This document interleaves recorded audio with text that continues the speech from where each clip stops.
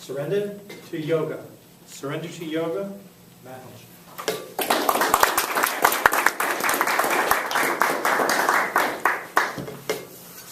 Have you ever done yoga?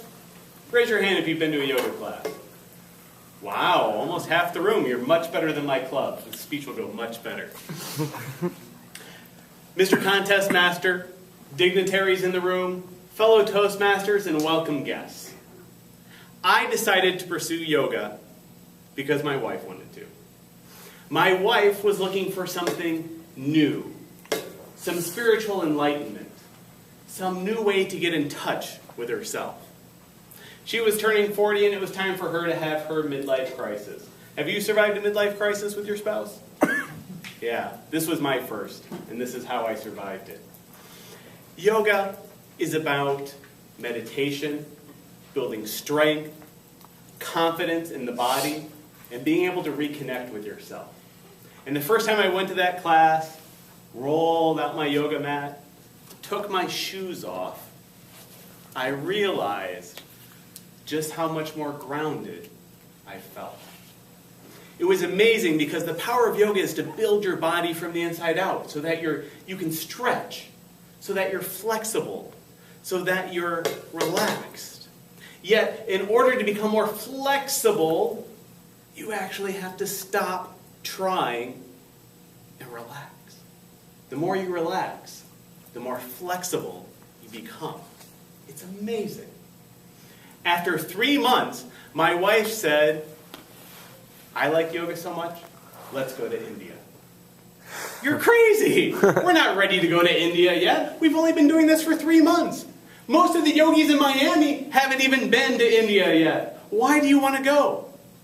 Because I want the adventure. Who is going to take us? The yogi. What do they know about travel? They know the warrior pose. But do they know how to book plane tickets? Arrange for transportation? Do they know how to schedule meals and keep us on schedule? Yeah, he's lived there for 6 months. Oh, well then, we must be all set. We were so excited, we had to sit down and decide. It was going to be $6,000 for the trip. We were paying over $3,000 to the yogi. We were buying plane tickets. We had to research the internet and figure out how to get our visas. We shipped our passports to Houston, Texas. They came back with pretty little stickers in them so that now we are allowed into the country. We are so excited to go on this adventure, to go someplace totally new, totally different. Something that's not a Carnival cruise, for example. As the time approached, we started talking to the yogi and asking him, who else was going on the trip? No response. Do you have your plane tickets yet? No response. Do you have your visas? No response. It became very empty, very cold. We were counting on this person to guide us, to be our mentor, and we were getting no response. 5 days before us to get on our plane, he tells us, I'm going to New York. They issue same-day visas in New York City. I'll buy a plane ticket, and I'll meet you at the airport in Bangalore.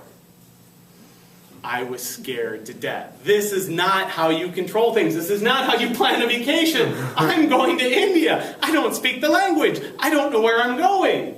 What have I signed up for? You have my money. I'm out of control. We boarded the plane, flew 15,000 miles, 36 hours later, at 2:30 in the morning, walking out of the Bangalore airport, seeing those yogis, bright blue eyes, standing there waiting for us, was the biggest relief I have ever felt in my whole life. I couldn't believe that he actually made it. I didn't know the whole story until he published it on his blog later. I now believe in miracles. Yogis do not do details. When we got to India, I learned that that was just the beginning of my surrender and not the end. To get around, you have to ride in rickshaws, these little 3-wheeled motor scooters. They have no rules for driving in India, except the left side of the road, and that is optional.